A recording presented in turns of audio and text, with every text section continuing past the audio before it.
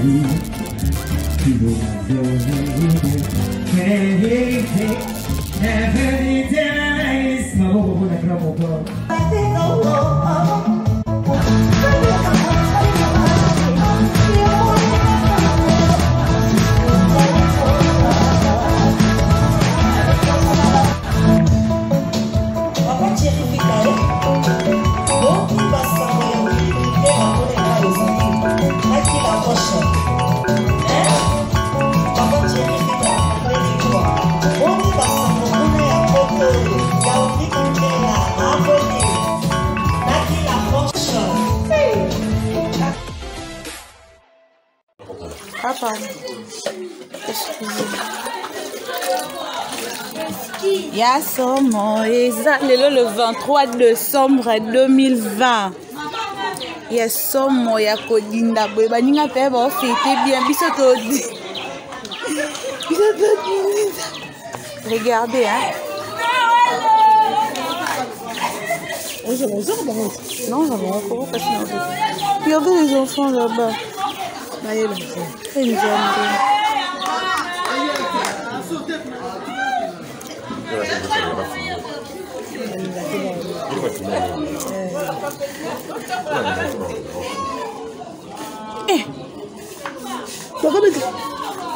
Toka Moïse, Nandieke. Soza Moïse ke ah.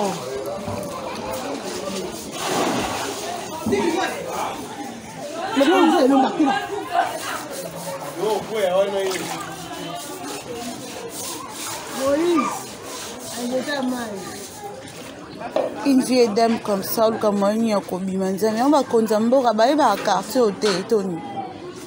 Vraiment. Ya Beloloba.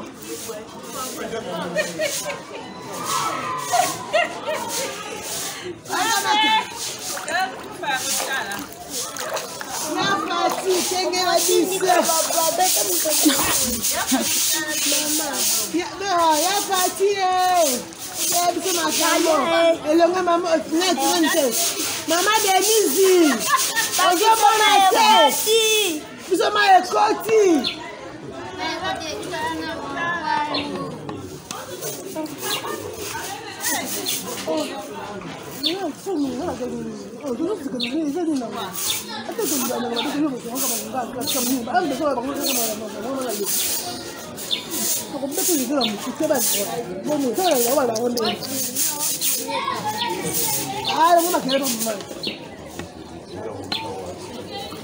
te lo va a caca.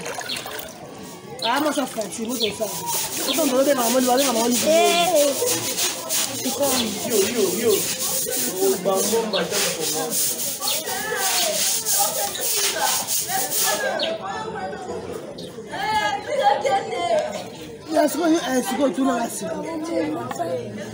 mais au moins dans mon choc,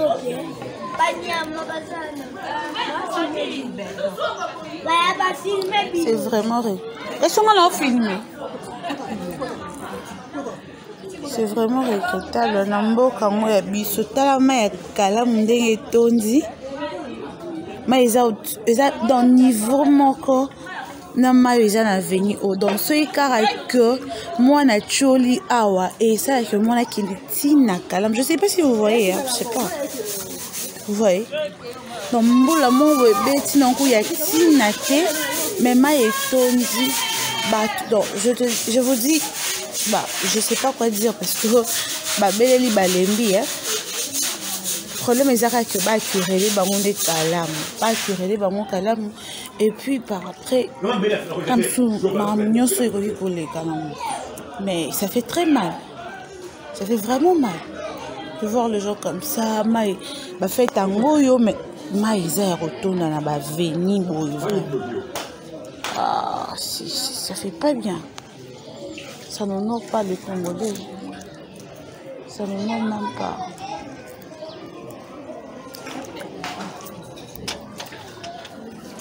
Tani mwana okatela lekili la mukongo eh tala ça dit que mai déjà retourne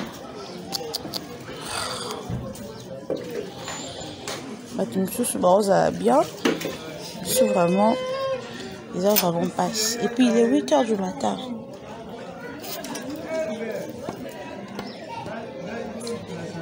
Eh liko nango susu bazwi su fulu bacheta ba fulu ya boy bana ba roneta milangi bana ba roneta je sais pas bordure tifoïde ya ngoyo pona makambo ba tifoïde ba malaria o ba ose ngo solution teke ba fulu la nzela bo fulu otina kala mo ekoti tina kata ba veni boy ba retrouver ngo te kaka corona nde ba olwani yo rester à la maison à 21h vous serez. Ça n'a pas de sens. Ndema et tondi boy, ça amène aussi beaucoup de maladies. Il n'y a pas que la corona qui tue. Vous voyez pas, salité à boy, penza. Il n'arrive même pas à curer Kalam. Mais vous êtes là tout simplement pour insister à 21h rester à la maison, 21h rester à la maison. Atabino moko. Restez à la maison. Les gens vont fêter comme ça. On va rester à la maison à 21h dans ma condition. Les associés. Les associés. Trouver une solution pour cette quartier de Kimbaou.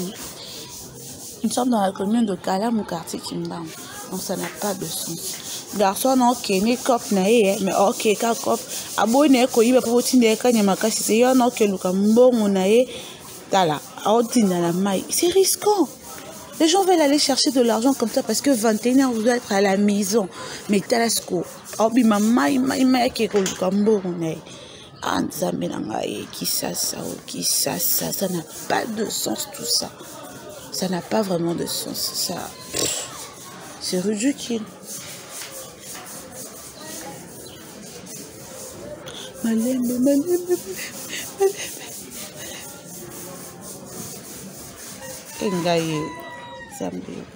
Il a traversé. À Dindi. Ah, Congo, hein.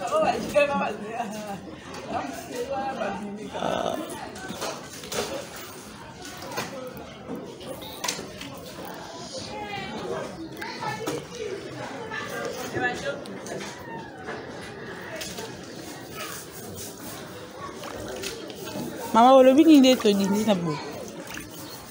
Osei na bakonda mboko basalela bino ni mpo niva kodinda oyo vraiment. Boyinda boye banda kala? Boyinda boye ka banda kala?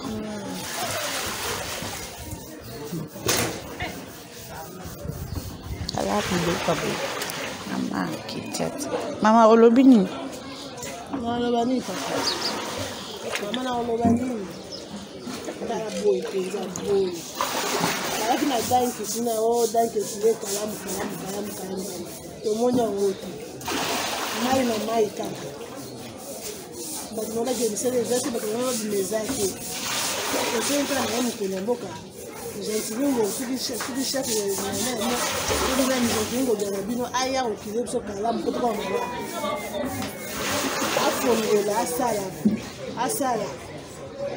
Ba tele la malamu banya likolo ba oseka biso kitoko te on va bana na se photo sidi na se batalikolo et comme quoi musée dans boule beti wa yota batakoto na opena confinement pena yango opena biso moni telo kuna ba ko sirena biso ya ne confinement de ekangi biso confinement c'est ya maman bima exact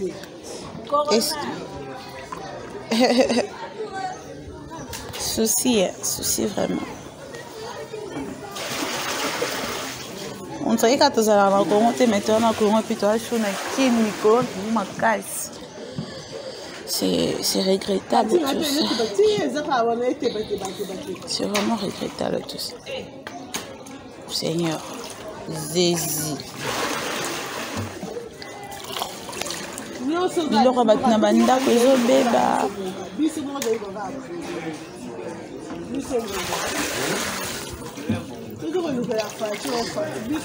Bakire ka bongo to ikire mon pa.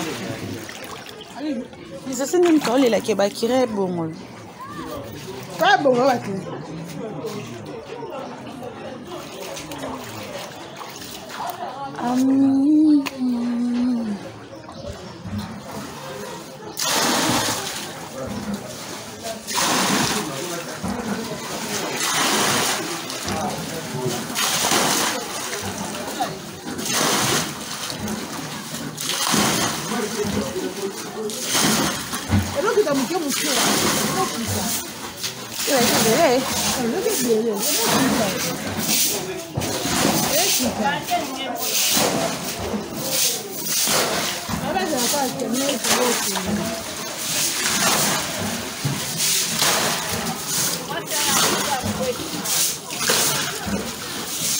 Maman, non, je sais pas si vous le voyez aussi.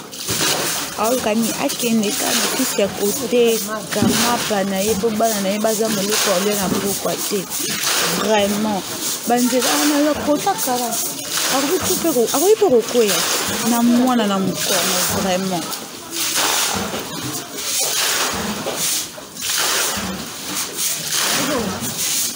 Ok, d'accord. Ok, toi, tu es banni pour aborder le 23 décembre. Dans 2 jours à Noël, vous n'avez pas.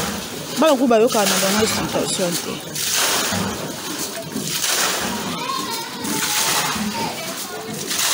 Je risque de tomber, hein. Je risque vraiment de tomber.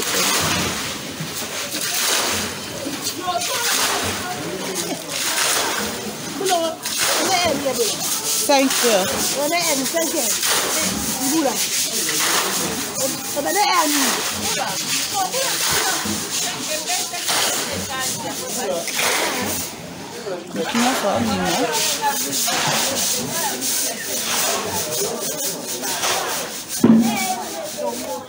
Banana mibale nzambe nanga nzambe o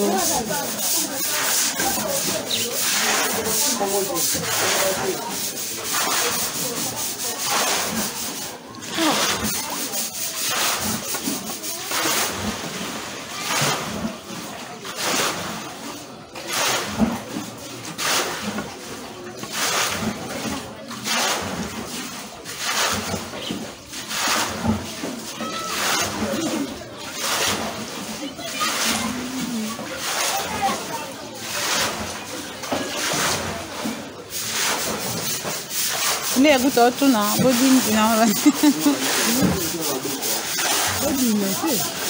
pa watu ni ndio tu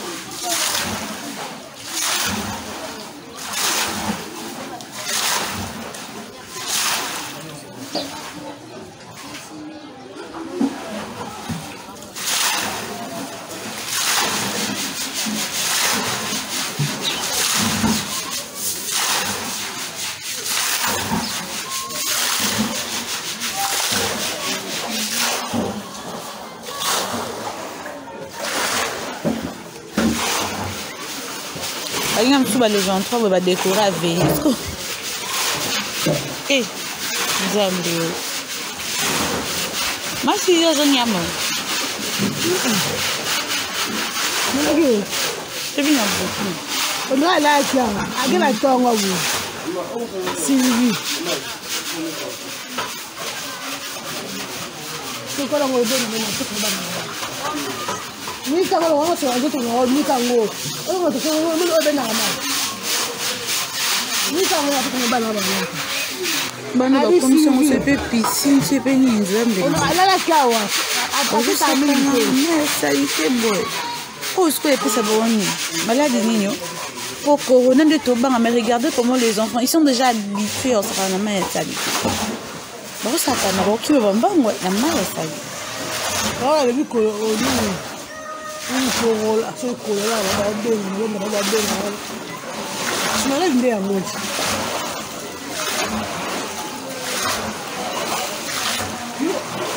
et puis ce qu'on m'a eu dans Zombo comme m'a eu dans Zombo et côté Bénin na boula mais puis sur mon côté balana baté moi j'ai un barrose à télé tout moi j'ai un barrose à télé tani m'a eu dans Zombo et côté man Zombo zo uta butu tani à côté Bénin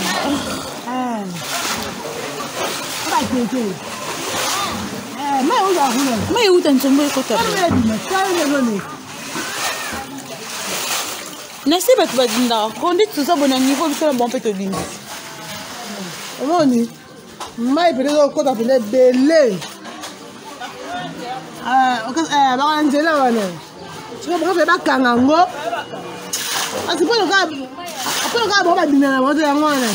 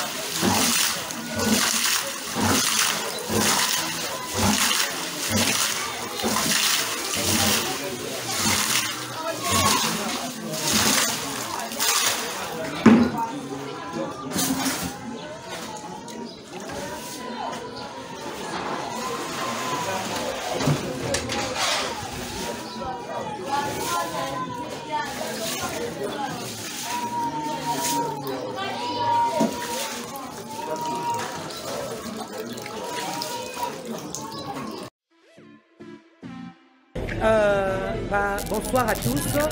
Bafani tout ya Sakalosala ya Saba musique.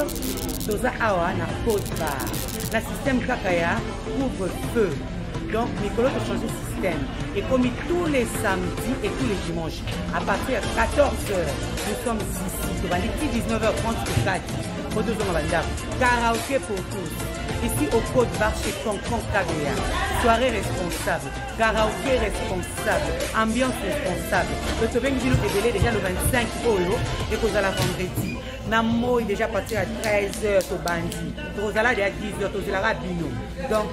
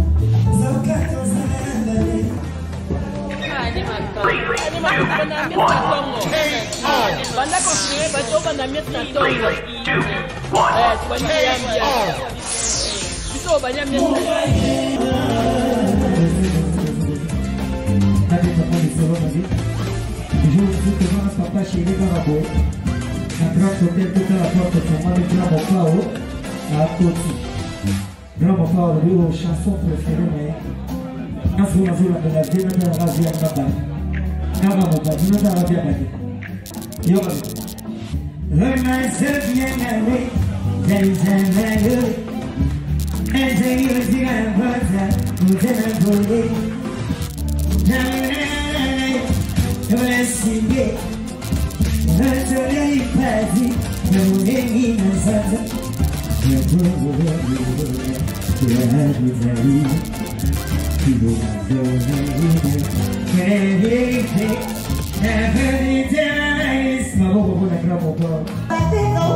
Never